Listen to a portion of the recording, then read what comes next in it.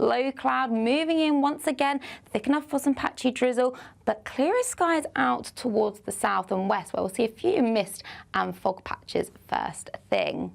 Otherwise, temperatures, it's not going to be feeling too chilly as we start Monday morning, but there will be quite a lot of low cloud around, hugging coasts of northern and eastern parts of Scotland. Out towards the west, faring best with some sunny spells to start the day. Otherwise, across much of England and Wales, a mixture of sunny spells and some cloud. There will be a few showers around across parts of Wales first thing, and any mist and fog patches across the southwest will soon lift and clear. So a bit of a change as we start Monday. It's a bit of a messy picture out there. There'll be variable amounts of cloud, especially across northern parts of England and into southern parts of Scotland and Northern Ireland, with some showers as well. Some of the showers could be on the head side as we go into the afternoon, and generally with a bit more cloud around, it is going to be feeling cooler out towards the west, but highs of up to 22 degrees in the best of the sunshine further towards the south and east. So most of those showers do clear, but they do affect much of Northern Ireland as we go through Monday evening, and then further showers will develop Tuesday and Wednesday, mixed with sunny spells, and then Thursday generally drier but feeling a bit cooler. Bye-bye. Expect a warm front, moving from the kitchen right through to the rest of the house. Boxed boilers, sponsors of weather on GB News. Have a good rest of the day. Well, there's a mixture of sunny spells and What does it feel like to be a Great British Giveaway winner? That's a big surprise. Oh my God, I'm gonna cry. Do you know what? I've never won anything like this in my life. Oh my God, this is amazing. That is absolutely fantastic. We're over the moon. Yes, that is fantastic. You know, you have no idea how much I needed it. Oh my goodness. That's wonderful. Oh, thank you. Oh, thank you so much. I was gobsmacked. Thank you, GBNews. I'd say don't hesitate, do it. If you're not in it, you've got no chance of winning it. Thank you. You weren't expecting to get that call today, were you? No, I wasn't. You really could be our next big winner. Head over to gbnews.com/win now to find out how and get your entry for the Great British Giveaway. Great prizes, even greater wins.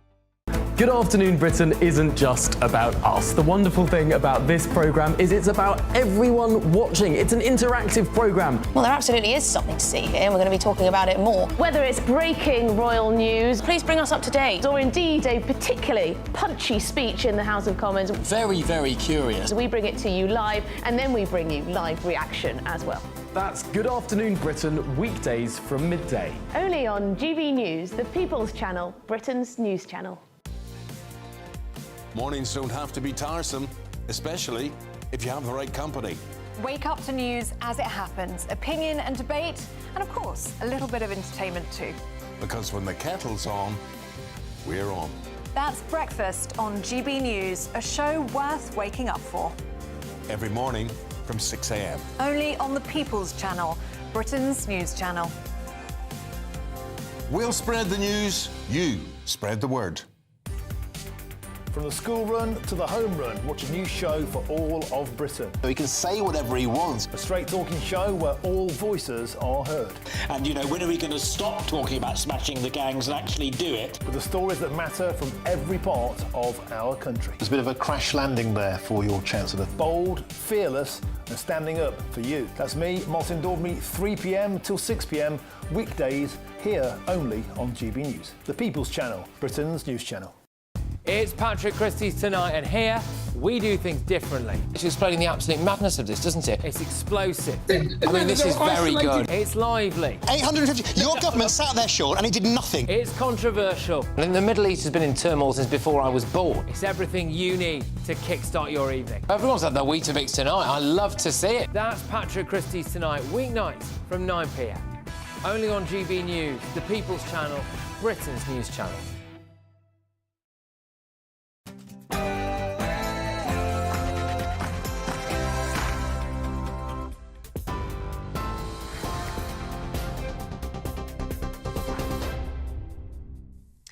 Good evening. The top stories from the GB newsroom. Pope Leo met with Ukrainian President Volodymyr Zelensky in the Vatican today, hours after presiding over a mass in which he was officially installed as the leader of the world's Catholics. The Pope addressed tens of thousands at the Vatican. In his speech today, he called for just and lasting peace in Ukraine. He greeted crowds of faithful as he headed to the Vatican in the Pope Mobile, marking the first time he's travelled in the vehicle since his election. UK Foreign Secretary David Lammy, Deputy Prime Minister Angela Rayner and the Duke of Edinburgh, who was representing the King, were among attendees at that Mass this morning. Pope Leo marked the start of his papacy by calling for unity within the Church. The government says it's working right up to the wire to secure a new deal with Europe ahead of a summit with EU leaders next week. The deal could grant the UK access to a major EU defence fund, as well as lower household bills and a youth mobility scheme. There are some concerns this would mean a return to freedom of movement, but Cabinet Office Minister Nick Thomas-Symonds said that's not the case. Firstly, we will not go back to freedom of movement. And secondly, anything has to be consistent with the government's approach in the migration white paper last week to reduce the level of net migration. The level of net migration has been too high. That's what people have been telling us on the doorsteps. It quadrupled between 2019 and 2023 to just under 1 million. This government is committed to bringing the net migration figure down, and that's exactly what we will do. 2 people have been killed and 19 others injured after a Mexican Navy ship crashed into New York City's Brooklyn Bridge. Police said the training ship, with 277 people on board, lost power yesterday as the captain was manoeuvring the vessel. Footage shows the ship's towering masts clipped the bridge as it passed under the structure. Crew members were standing on the masts as they snapped and fell to the deck. The New York City mayor confirmed on X that 2 people had died and 2 of the 19 injured were in a critical condition. The bridge itself didn't suffer any major damage and it was reopened after an inspection. In Scotland, police are appealing for witnesses after a 16-year-old boy has died after an incident on a beach in Ayrshire. Officers were called to Irvine Beach yesterday evening around 6:45 after reports of a disturbance. The teenager from East Kilbride in South Lanarkshire was found seriously injured. He was taken to hospital but died in the early hours of this morning. Police do believe several people were filming at the time and have urged anyone with information to come forward. At least 100 people have been killed in Israeli strikes on Gaza overnight and into this morning, according to Gaza's health ministry. Women and children were reportedly among the dead, as Israel launches an escalation of its war in Gaza to ramp up pressure on terror group Hamas to agree to a temporary ceasefire. The Israeli military had no immediate comment on the latest strikes. It comes as peace talks between Israel and Hamas have been taking place in Qatar this weekend. And in sport, Chelsea have won the Women's FA Cup, beating Manchester United 3-0 in the final at Wembley. A Sandy Baltimore penalty on the stroke of half-time gave them a first-half lead before Caterina Macario headed in the second in the 84th minute from a Baltimore free kick. Chelsea sealed an unbeaten domestic treble in front of a sellout crowd. Those are the latest GB News headlines for now. For the very latest GB News direct to your smartphone, sign up to News Alerts by scanning the QR code or go to gbnews.com/alerts.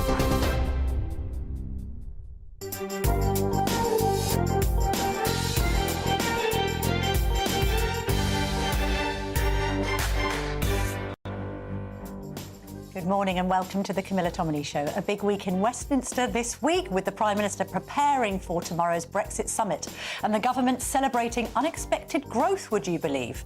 But is it all as rosy as the headline figures make it seem? From the government, I'll be joined by Paymaster General Nick Thomas-Symonds, who is leading the UK's negotiations with the EU.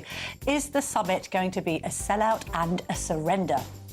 From the Conservative Party, we'll speak to Alex Burghart, Shadow Chancellor of the Duchy of Lancaster, to respond to Labour's plans.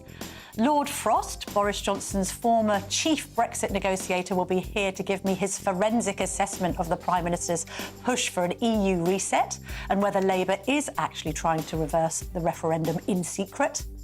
Plus, I'll be joined by Rupert Lowe MP, who will give me his frank views on Nigel Farage and the rest of Reform UK's leadership. Let's be honest, he's not going to be holding back, so stay tuned for that.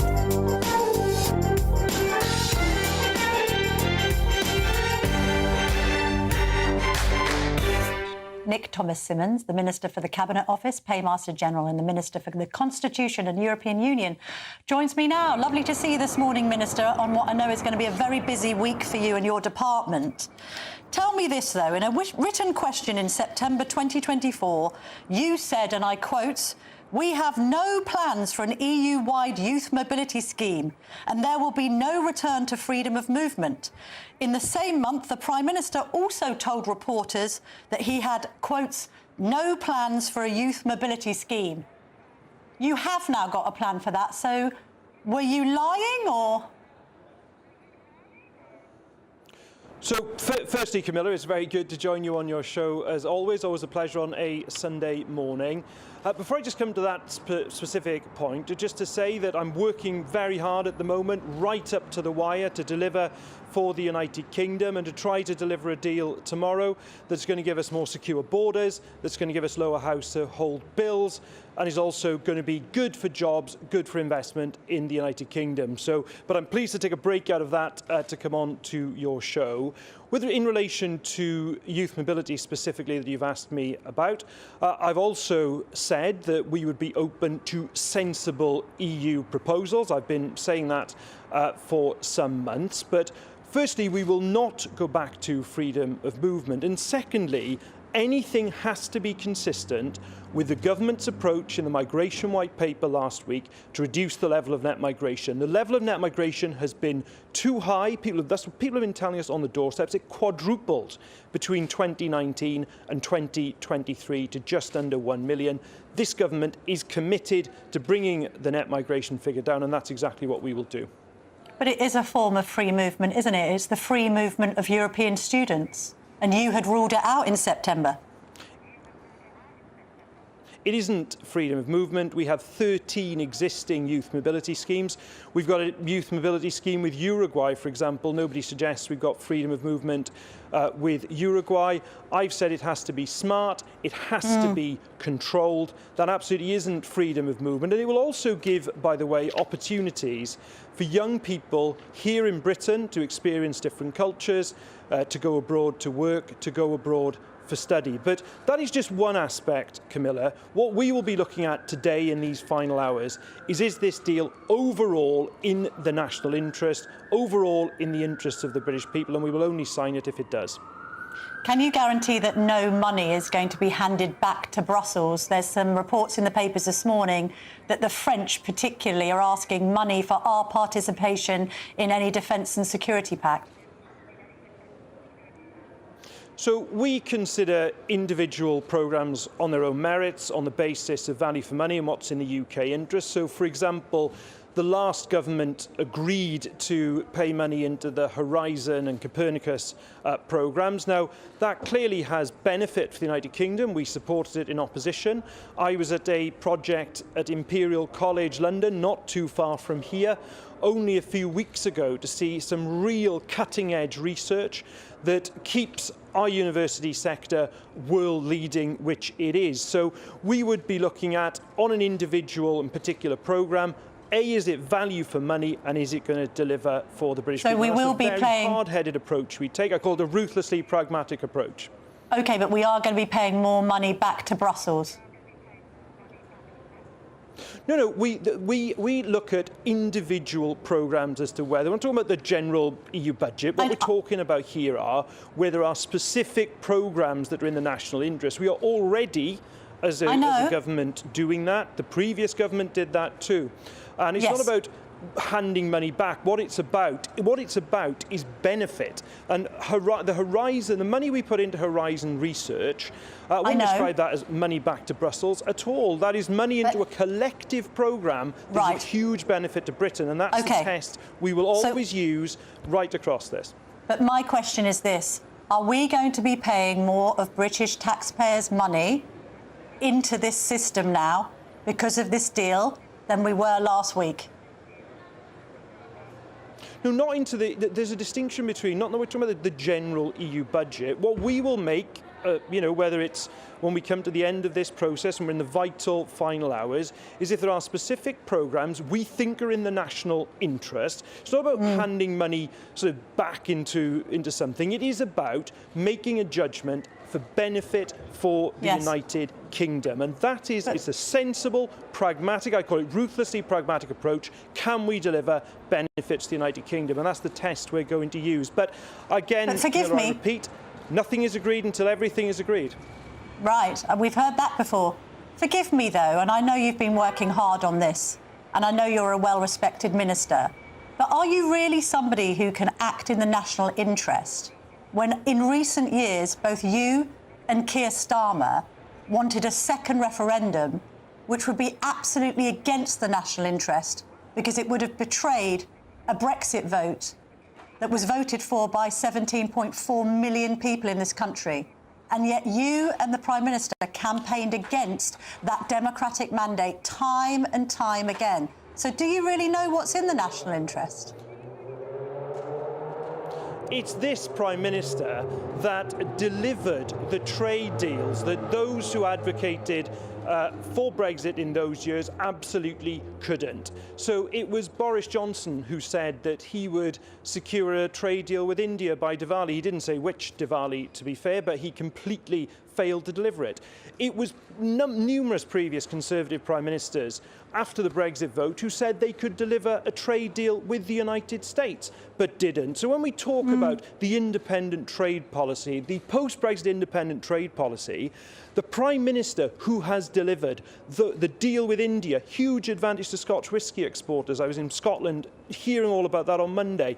Or with the United States, that has literally saved jobs across our car manufacturing sector, including at Jaguar Land Rover. It wasn't the previous government or the previous Conservative Prime Ministers that delivered. It was this Prime Minister. OK, but hang on a minute. About this Prime Minister delivering. We've seen him actually do it, Camilla. But you and the Prime Minister are Europhiles. We've got a situation now with what's being billed is correct, that you're going to go for dynamic alignment even though Eurocrats would have accepted mutual recognition. You're going to potentially get us into a situation where we need to provide troops for an EU army. That had been ruled out by the Brexit vote. We're going to be giving away some of our fishing rights, and we don't know what role the ECJ is going to take at this point, but the fear is that, once again, we're going to be rule takers and not rule makers. You've even got Red Wall Labour MPs saying this is a betrayal of Brexit.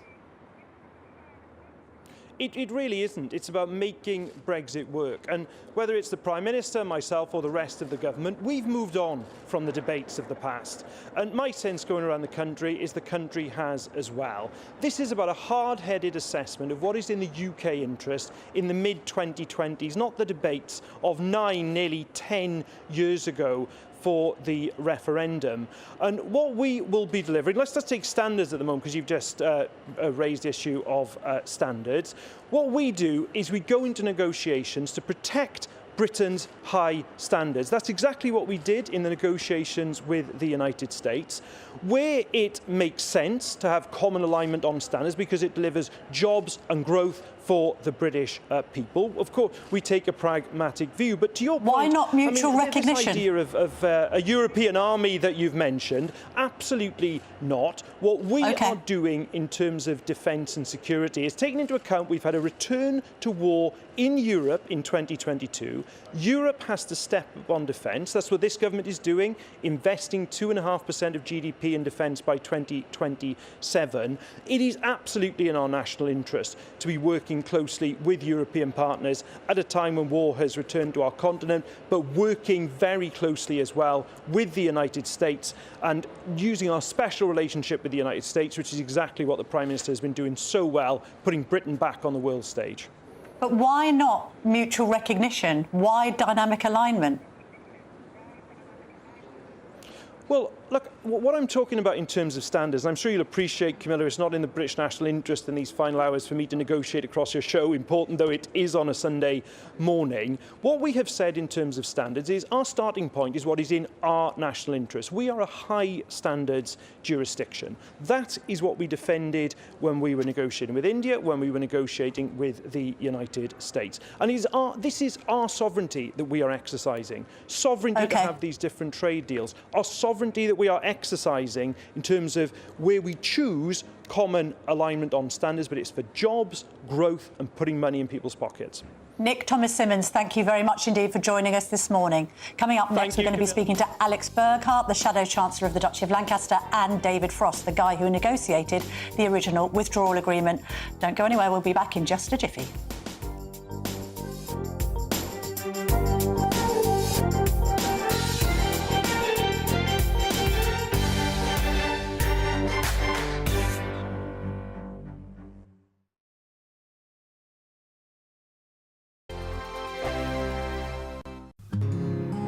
This is our country, and we think it's amazing. From high tea to the high street, we love it all. Even the rain, we like that too. There's nowhere else we'd rather be. That's why we're here to be the fearless champion of Britain, its voices and its values. Because we are GB News, the People's Channel, Britain's news channel. GB News Breakfast, every day from 6 a.m. Let's go to our man Adam Cherry, who's at Waterloo Station this morning, to tell us more about this. You thinking of changing jobs, Adam? Well, to become a train driver, I think, I don't know, I don't think I'll be very good at it. But nonetheless, those who might be are the 18-year-olds who are, the 18-year-olds who are now eligible. They have permission to start the training. I mean, the argument is that the average age of a train driver at the moment is, I think, about 40, try and get my words out here, 48 years old. And, you know, several thousands of them are coming up for retirement in the next few years. And so reducing the age from 20 to 18 is going to help stop all those last-minute cancellations that bug so many of us on our work commutes throughout the week. And try and put some slack in the system. Of course, at the moment, it is 20. People are making decisions for their careers at the age of 18 anyway, so lots of them are just sort of missing the opportunity. Heidi Alexander, the Transport Secretary, says it's basically about future-proofing the transport network, and it's a pretty effective and easy way to do it. It has overwhelming support within DFT, within Department of Transport and industry leaders.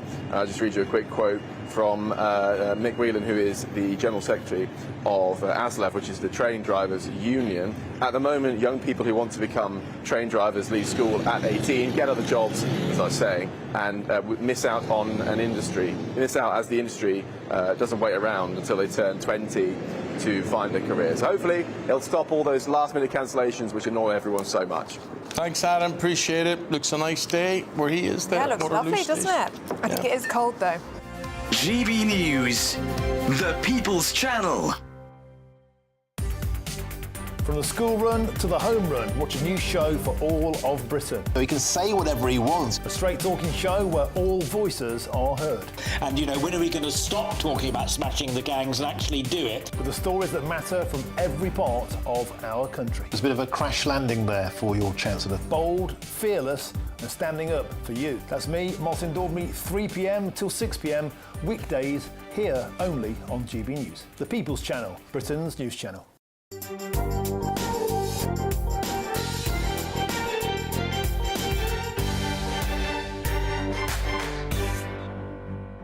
Joining me now is Alex Burghart, MP, Shadow Chancellor of the Duchy of Lancaster. Lovely to see you this morning. Now, Kemi Badenoch says that the Great Camilla. Brexit reset is a surrender deal, but Labour are saying, well, sorry, the deal that Boris Johnson negotiated wasn't good enough. No, look, so what we're seeing at the moment is, I think we're on the brink of this big capitulation, and that one of the big things that was won when we left the EU was that we could make our own rules, we could make our own regulations. And actually what we're seeing is that the government appears poised to sign up to what's called dynamic alignment. And dynamic alignment means that we will have to follow the EU's rules on a whole host of regulation that affect trade and goods and fishing, goods and food. But we won't get a say on how those rules are created, and that's not what the British people voted for in 2016. What British people voted for was independence and sovereignty, and it looks like this is just going to be a rollover on that. I know, but Boris Johnson said it was an oven-ready deal, but hasn't it caused problems at the border with long waits for lorries, food going off inside, exports down, imports down, problems over defence and security pacts, still a problem with migration across the border? I appreciate stopping the boats wasn't a priority in 2020, but it's become a priority now. So if you look back to 2015, Camilla, the volume of UK trade with the rest of the world was about £1 trillion, just over £1 trillion. And by 2023, that had become over £1.5 trillion. So all this nonsense that people were coming out with during the Brexit debate, all this stuff that we heard from the Remainers and the Labour Party about how it was going to kill UK trade with the world, just turned out to be total rubbish, right? So you always have to look at these debates through the prism of what has actually happened since. What's actually happened since is that UK trade with the rest of the world has grown very sharply despite all of the nonsense that people spoke at the time. But isn't it the case that Theresa May, your former Prime Minister and Conservative Prime Minister, absolutely bungled the negotiations almost from the very beginning, came out with this Chequers deal? Boris Johnson then inherits a bad deal. He's got a hospital pass that he tries to kind of metaphorically polish, and you end up with a kind of lousy withdrawal agreement that puts a divider in the Irish Sea, and the whole thing's a bit of a nightmare, simply because the Conservatives, unfortunately, didn't negotiate well from the very beginning. Yeah, if you remember that very early on in this process, the Conservatives didn't have a majority in Parliament, being opposed by parties of all stripes. I'm very pleased that you've got Lord Frost coming on your show later, Camilla, because I think what Frost managed to do in those negotiations was pull the iron out of the fire. He brought an end to free movement. He brought an end to our regulatory alignment with the EU. He got the first stage and a good deal on Britain's fish, and he managed to put us in a position where we were truly out of the EU. What the Labour Party is now trying to do in government is move us back in, but with none of, if you're part of the EU, you get to sit at a table and decide what the rules are going to be. If you're not, you don't. But to then be on the outside and to take the EU's rules just sounds like the worst of both worlds to me. So I think that what they're going to do, what the new government's going to do tomorrow is a hiding to nothing. I know, but some of the reason why the Brexit deal was sabotaged, or nearly sabotaged, was because actual Tories were railing against it. You had Tories in your own party trying to reverse the referendum. And that is ultimately why, along with your failure to control immigration, that you're now having a horrific slump in the polls. You didn't deliver on Brexit. There were a few Conservative MPs we did deliver on Brexit, Camilla. You know full well that we left the EU, we took back control of our fishing waters, we took back control of our money, we took back control of our laws, not subject to the ECJ anymore. So the idea that we didn't leave the EU is wrong, and you'll be able to ask Lord Frost about that later on. But the real body of people in that Brexit Parliament who were opposing us were the Labour Party, many of whom are now forming this administration, many of whom are now in power, and these are the people who are trying to take us back into the EU, but without the power of being in the EU. It's the worst of both worlds. OK, tell me about your deportation bill. Why now? How will it work? So the reason that Chris Philp, Shadow Home Secretary, has been talking about this recently is because Labour has its own wrong-headed legislation going through, and Chris has been seeking to make amendments to that. And what we want to do is bring in a hard legal cap that on immigration Parliament would have to vote for every year. Politicians of all stripes have to stand up and say exactly what they thought the right level of immigration would be. We will set out what that number is close to the election, but it will be very, very much below what Labour's providing right now. Closer to the election? Why can't you tell us what it is now? Because we need to do. One of the problems that we always have with the immigration debate is that people don't do the detailed work on it. It's clear that the Labour Party didn't do the detailed work on it going into the last election. We want to make sure that whatever cap number we come up with is absolutely deliverable and much lower than the level we have now. We are in opposition. We have time to do that thinking. We're going to do it, and we're going to get it right. How can you deliver it when you've never delivered it before? This is a new generation of people who are in charge of the Conservative Party now. We will absolutely get this right for the British people. When are you going to tell us what this cap is? Because by the time of the next general election, that's not soon enough, is it? I mean, you're fighting elections in Wales and Scotland next year. So why can't you put a figure on it in the next, say, couple of months? We will not have a chance of being in power until 2029. And the fact is that before the next election, everybody needs to know, the country needs to know what they're voting for.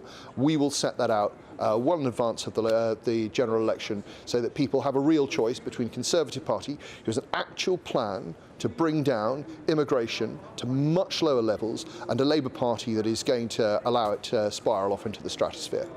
I'm getting the sense that you're getting closer to announcing that you do want to leave the ECHR.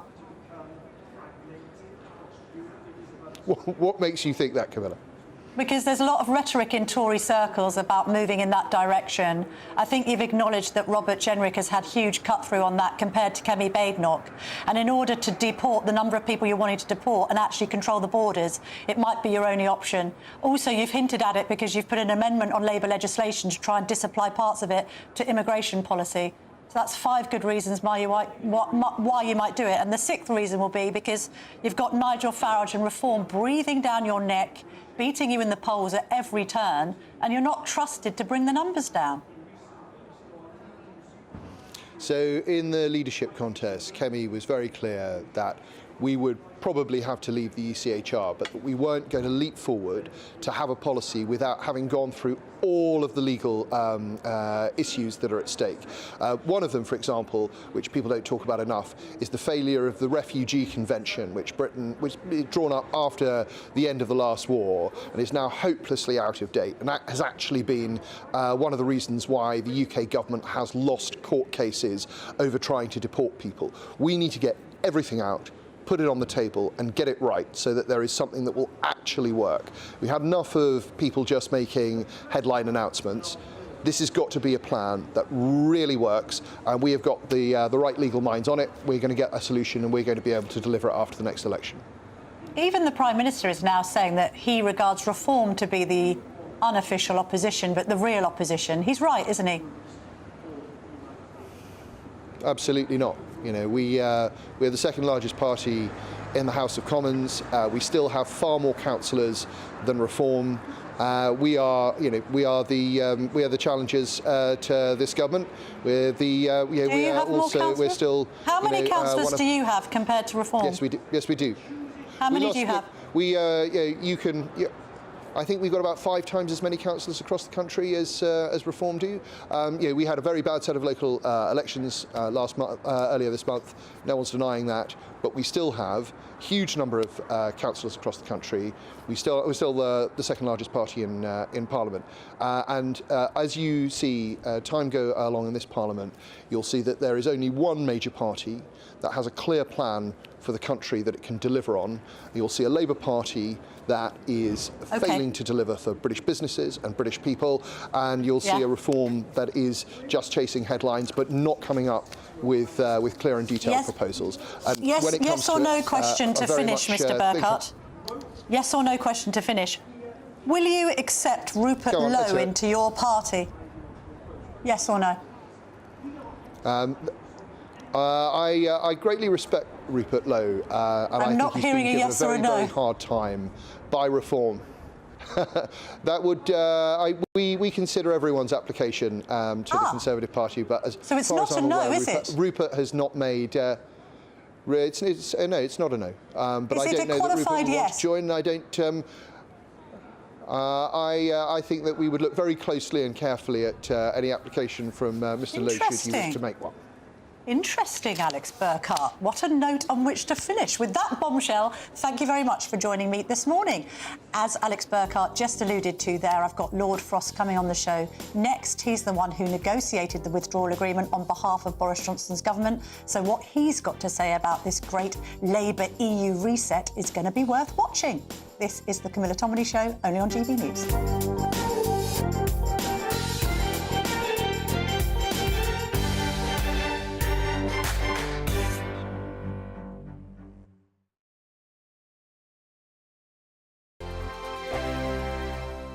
Good evening, welcome to your GB News weather update from the Met Office. Well, we'll see low cloud returning once again, but also some welcome showers mixed with sunny spells as we go through Monday. Taking a look at the bigger picture then, we've still got this area of high pressure situated towards the north, driving north and then northeasterly and easterly winds as we go through Monday. But through the rest of this evening, once that land cools, we'll see the return of low cloud from the North Sea, thick enough at times for some light rain and drizzle. There'll be some showers across southern parts of Scotland that will sink southwards into parts of Wales. Otherwise, temperatures generally ranging from around 6 to 10 degrees. So a bit of a messy picture as we start Monday morning. There is going to be some low cloud around, just hugging coasts of northern parts of Scotland, eastern Scotland and into Orkney and Shetland. Out towards the west, plenty of sunshine to start Monday morning. Likewise for Northern Ireland, perhaps a little bit cloudier further towards the east. Then we have some showers just running down into parts of Wales. And for Devon and Cornwall, there may be some mist and fog patches that will gradually lift and break as we go through the morning. But otherwise, a bit of a messy picture out there, variable amounts of cloud and sunny spells, but into the afternoon we will see some showers breaking out, especially across parts of Wales, northwest England, into southern parts of Scotland. They could be heavy at times with the odd rumble of thunder. Best of the sunshine now across the far southeast, where it'll feel warm, highs of 22 degrees, cooler now in the west, where we have a bit more in the way of cloud. Now, as we go through Tuesday, a similar start to the day. The low cloud will burn away. Plenty of sunshine initially, but once the sun gets going, we'll see showers bubbling up. Some of these could be heavy and perhaps thundery, and that sets the scene on Wednesday as well, especially towards the south. Drier on Thursday, but a drop in the temperatures. Bye-bye. Westminster's full of talk, but out here, it's the real world. Am I allowed to talk then? No, that's it. This is where it matters, real people and real lives. That's what politics is all about. The fact that Trump made a good start, no. Straight answers, no spin, and just a couple of pints. How many fingers have I got up? About 10. So join me for Lee Anderson's Real World every Friday at 7 p.m, only on GB News. The People's Channel, Britain's news channel.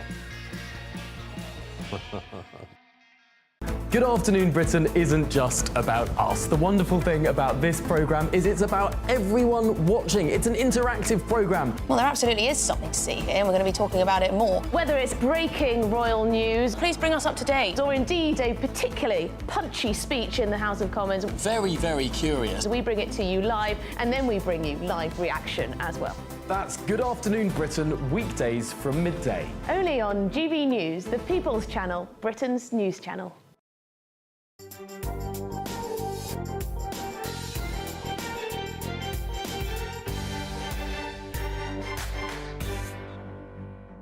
Welcome back. Well, who better to discuss the EU reset than Lord Frost, Boris Johnson's former chief Brexit negotiator. Lovely to see you this morning. Thank you for coming in. Can you explain, because I have been asking Nick Thomas-Symonds about dynamic alignment versus mutual recognition. Now, dynamic alignment is a much closer following of the EU rulebook than mutual recognition, which is kind of like a trusting relationship where you basically say, look, we're both trying to achieve the same thing here. Exactly. So why is dynamic alignment sort of an overkill approach to this? That's what's been suggested in some of the papers this morning. That's right, and I think that's what we're going to end up with on food and agriculture rules. So dynamic alignment is where you just accept the EU's rules. The EU gets to make them, it gets to say how they should be enforced. If it doesn't think you're implementing them right, it can bring in its own court in the case of disputes. We don't get any say. I mean, this is exactly what we were trying to avoid. Precisely. We worked very hard in 2019, 2020 to avoid this happening. There's a specific provision in the 2020 agreement that says there is no EU law in this agreement. now we're just giving this away. But Thomas-Symonds is insisting we're doing this in the national interest. It's nothing to do with the fact that both I and Keir Starmer lobbied for a second referendum. And can I point you towards the Labour manifesto, which expressly says, these are our red lines. We will not re-enter the single market and customs union. Do you believe them? I'm sure they would like to re-enter single market and customs union, and if they accept dynamic alignment on food and agriculture, as seems likely, that is quite a big chunk of the single market. In fact, it isn't everything, but so it's kind of returning to the single market by stealth. Yes, the single market is a lot of different rules, and we're starting to accept those things. So I don't wholly trust them. You know, this is a first step. One mustn't exaggerate it. It's not the end of Brexit, but it is a step back towards being controlled by the European Union in important areas of our national life. And that's not what people voted for in 2016. On youth mobility, I mean, let me be devil's advocate here and think on behalf of my oldest child who loves Spain and speaking Spanish. As a Gen Zer, she may well be saying, well, thank goodness as a student, if I can go and move and live in Europe and Europeans can come to our universities, maybe that's no bad thing. What are your concerns about that scheme? So, I mean, first, it is possible to travel to Europe. It is possible to study in Europe. It is possible to work in Europe. The terms have changed. You can't just rock up and kind of do whatever you want, but it is still possible and people do still do it. So I think there's a bit of a myth around there. The second reason is if you end free movement, it ends for both. We can't expect to keep being able to send our students out to Europe while controlling how they come into the UK. So at a time when people are so concerned about immigration, when the levels of migration have been so high, it seems like at best imprudent to allow in a whole new cohort of European Not least students. when you said you weren't going to do it back in September. I've done it all last week. Indeed. Yes. David Frost, thank you very, very much indeed for your expertise on this morning. Lovely to see you. It's a pleasure. Thank you. Well, coming up next, I'm going to be speaking to Rupert Lowe on reform and his unfiltered views on Nigel Farage. Don't go anywhere. It's an interview well worth watching.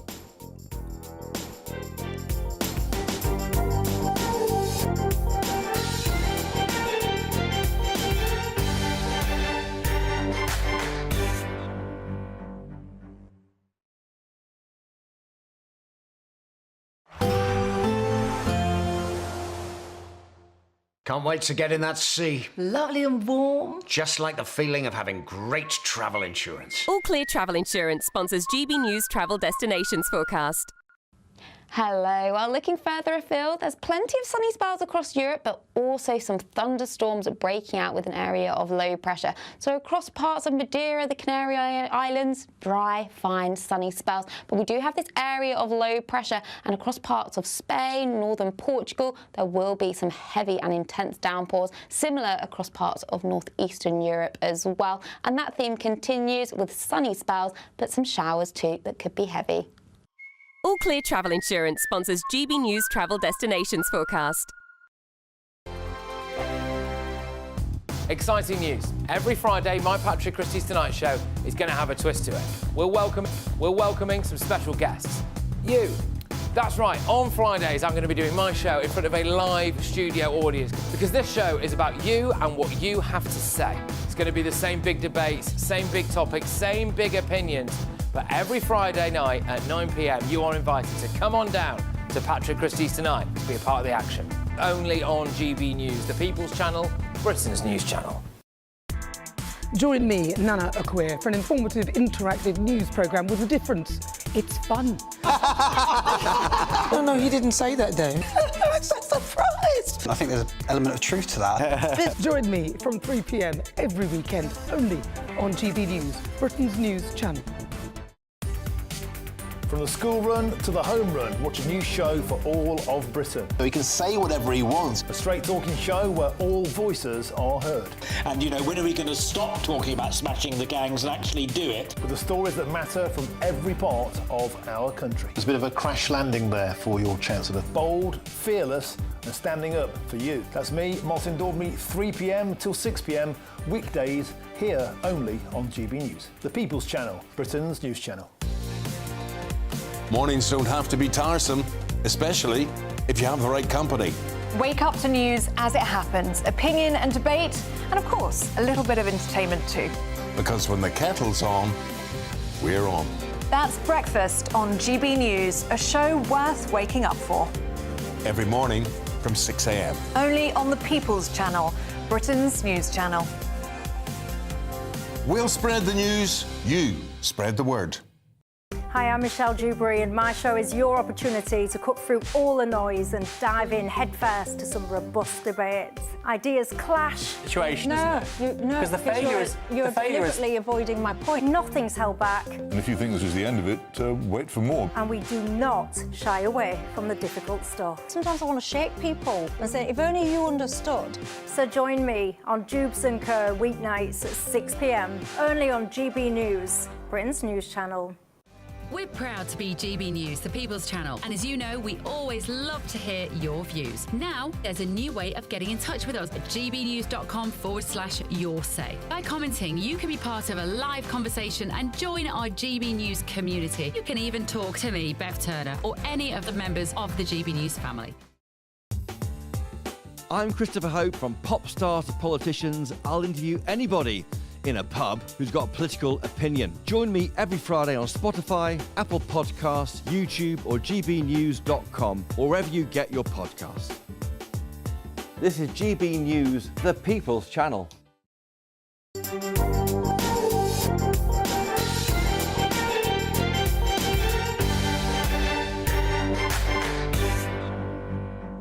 Rupert Lowe, thank you very much indeed for joining me on my GB News show this morning. It's been quite an eventful week. Now, notwithstanding how Reform have treated you, and I'm sure we'll get onto that, I was really intrigued to read a piece by Gawain Towler, who you and I are both very familiar with. He's worked for you for a long time and worked alongside Nigel Farage in his various political guises. And he says the reason that you and Reform have fallen out is because you're no team player, you're a solo act, you're all in and then out on your own terms. It's less about insight, more about spotlight, he says.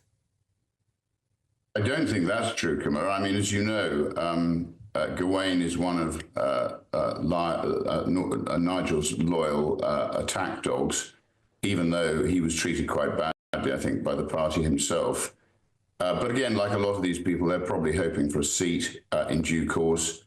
So there's a lot of glue at the moment holding it together, and that's largely based on what I call the 5 golden rules of business, which is what's in it for me. I'm a team player. I've been a team player. I think people can see from what I was doing on Twitter, I wasn't promoting myself. I was promoting the need for change in Britain. I was promoting the deficiency of the two-party system. And as I've said in many interviews, I was intent on installing Nigel as the next Prime Minister and playing my part in changing the way we're governed. I don't think that's in any way not being a team player. If anybody's not a team player, it's Nigel and the sycophantic lightweights who surround him, who are just not going to deliver for the British people. OK, so when we spoke in the week, because you kindly gave me an interview for the Daily Tea, the Daily Telegraph's podcast, you said to me that you felt that you were more powerful on social media than Nigel Farage. And I looked at some of the figures on that. I said that, Camilla, in terms of page impressions. I did qualify that by saying he has more followers than me, but actually your power on social media, and it's not just X, it's also on LinkedIn, on Facebook, and various other social media platforms that we use to win an election in Great Yarmouth, where I had very little help, if any, from Reform. I did it pretty much on my own. I funded it myself. Indeed, my last election address, they failed to send out, my second one, which you get free. So, look, I mean, that's all in the past. My social media, the driver for it is content, Camilla. It's content which drives how many page impressions. So if you, and I see this because if we do go quiet, and obviously this recent unpleasantness has meant that to some extent I did pull my horns in a bit, which I suspect it was the intention. The actual number of page impressions and the amount of traffic does drop off. You have to generate the content. Social media isn't real life, though, is it? When JL Partners, the polling company, went out into the country and asked more than 2,000 British voters to identify your photograph, 86% of them couldn't. 7 in 10 Reform voters didn't know who you were. So are you in danger of going from Rupert to Hoopert after all this?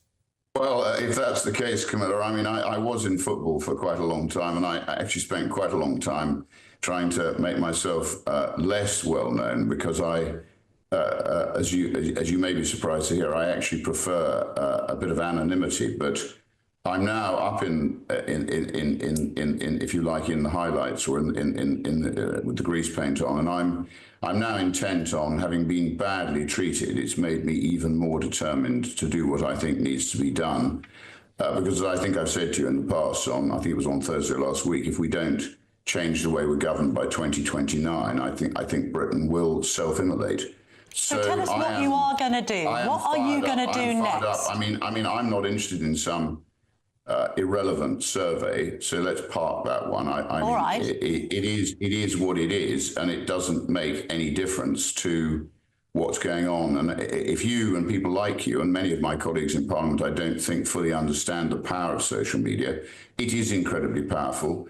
It is a fast developing area, a bit like AI, and it will change the way in which people interface. And indeed, in my case, I think it's been my biggest protector, because I actually can get my message out and people can read what I'm saying, what's happened to me. Which, if you were just a lone voice, Camilla, the malign forces of whoever, the establishment, other people trying to damage your interests, ultimately you can't get your message across. So I'm very grateful to people like Elon Musk, to other sort of entrepreneurs who develop these platforms. They're an incredibly important part of being free now. I mean, did you have your head turned slightly by Elon Musk suggesting that Nigel Farage wasn't the person to run Reform, kind of gave you a nod? Some people say you sort of got drunk on the Musk Kool-Aid. Not at all, Camilla. I didn't even pay any attention. I mean, that's his opinion. It turns out, in my view, I now agree with him. You retweeted it. I now agree with him. I didn't agree with him at the time. And in fact, I came out in support of Nigel at the time. If you check the various social media posts that were made, but now I think, as usual, he was ahead of the game. Okay, so how are you going to get ahead of the game? What are you going to do next? Are you going to start your own new party? Well, I told you, Camilla, when we spoke last Thursday, that a reformed Conservative Party would be probably the most powerful vehicle to do that. Now, I told so you'd like to join the Tories if they get their act together? Hang on, you all love jumping in before I finished. No, so I said, but the problem is, and I did say this to you last week, that the Tory party is dysfunctional at the moment. It's got too many Lib Dem MPs, which is a legacy of David Cameron's selection processes, which were based on quotas, not on merit. And people shouldn't be in the House of Commons on anything other than merit. Any other driver is not right. So the Tory party has a lot of reforming to do. And the question is, can they do that? And you asked me what I'm going to do. I was under police investigation until last Wednesday. As you know, I heard the news that the case had been dropped, which I always thought it would because I didn't do anything. But you never know in Britain. Now there are probably a lot of innocent people languishing in prison, and I intend to pursue that. But no, so one other option is I set up my own party. I mean, another option would be to join Reform, but I number one, you don't win anything with bad people. And I from what Nigel has said, from what Tice has said, from what virtually all the commentators have said, they wouldn't welcome me back anyway. So look, I've got a clean sheet of paper, Camilla, and I'm going to work out what I do. We haven't got much time. And it's incredibly important that a lot of thought goes into what happens next. But put it this way, I'm more intent than ever on delivering the change that I think is necessary if we are to restore Britain to the kind of place which I used to love. And I think when it's functioning properly, like it was when I was growing up, it's the best place in the world to live. Can I just confirm on the whole kind of reformed Tory offering? Have they approached you Have you approached them? Has any discussions taken place between you and other senior Tories? No, but I mean, I see them all in Parliament. I was there on Friday. We were all voting on the assisted dying bill, or some amendments to the assisted dying bill. So I see them, you know, I get on with them. You're in a very, very unhealthy, sort of overcrowded place. And of course you bump into each other, and of course you talk to each other. And as I've said, there are some very able young Tories, and there's, I think, some light within their camp. But I think there's a lot of what I call brambles and overgrowth that's stopping that light coming through and showing what needs to be done. And until they can change that, Camilla, I don't think the Tories are able to be as powerful as they should be in delivering the kind of metamorphosis that Maggie Thatcher did in 1979, after we'd had to witness trade unions having beer and sandwiches in number 10 for about 10 years. Yes. And at the same time, making Britain a laughing stock in the world. How about Ben Habib? Have you had any conversations with him, or indeed, there are quite a few people who have fallen out with Nigel Farage over the years, Stephen Wolfe, Catherine Blakelock, Robert Kilroy-Silk and others. Yes, have you felt like you might want to band together with some of these people? Some able people, Camilla. There's a bit of a theme there, isn't there? So I talked to Ben. Yes, I like Ben. He and I, as you know, he and I have played a big part in both the Brexit Party and indeed the Reform Party, which effectively is the legal entity that was the Brexit Party. So the Reform Party, when Nigel left, Ben, myself, and Richard Tice deserves credit for this, we kept it going and we all continued. And I was one of the people who encouraged Nigel to come back. I mean, Nigel's got a lot of strengths. As you say, one of them is that he's very widely known. Well, the other one is surely that he has managed to get reform up to 28%. I mean, you have to admit, regardless of your falling out, reform's success is largely on the basis of Nigel Farage, isn't it? Even you must, as an intelligent man, have to concede that. Camilla, I've just said to you, he's got a lot of qualities, and particularly, as I said, as a sort of an orator and a ballroom entertainer, he's very good. Is it totally down to just Nigel? No, I've just told you it's not. A lot of the foundations were put in by other people. It's largely down to him, though, isn't it? It's not. Hang on. It's not just about one man.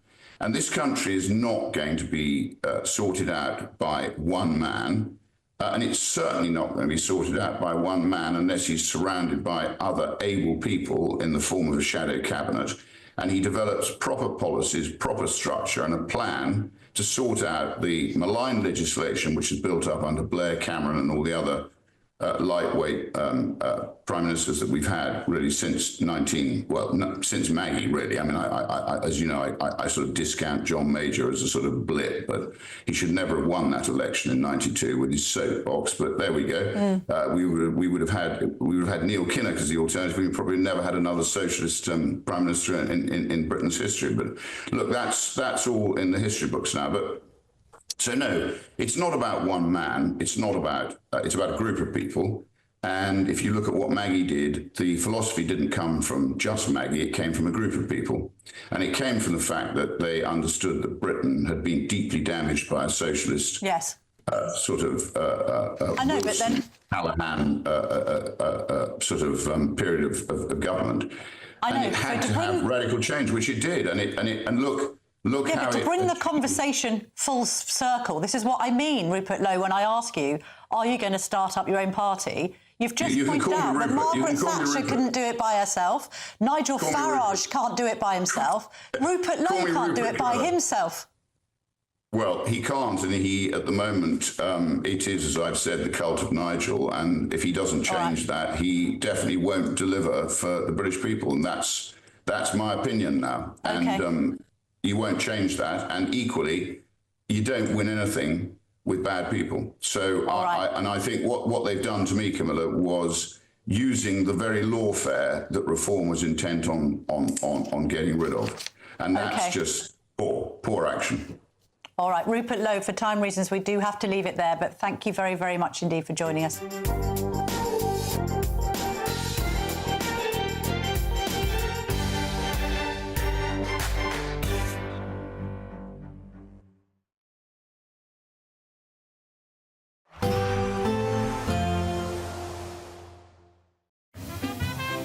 Heavy showers first thing will be followed by a warm, cosy day. Boxed boilers, sponsors of weather on GB News. Good evening, welcome to your GB News weather update from the Met Office. Well, we'll see low cloud returning once again, but also some welcome showers mixed with sunny spells as we go through Monday. Taking a look at the bigger picture then, we've still got this area of high pressure situated towards the north, driving north and then northeasterly and easterly winds as we go through Monday. But through the rest of this evening, once that land cools, we'll see the return of low cloud from the North Sea, thick enough at times for some light rain and drizzle. There'll be some showers across southern parts of Scotland that will sink southwards into parts of Wales. Otherwise, temperatures generally ranging from around 6 to 10 degrees.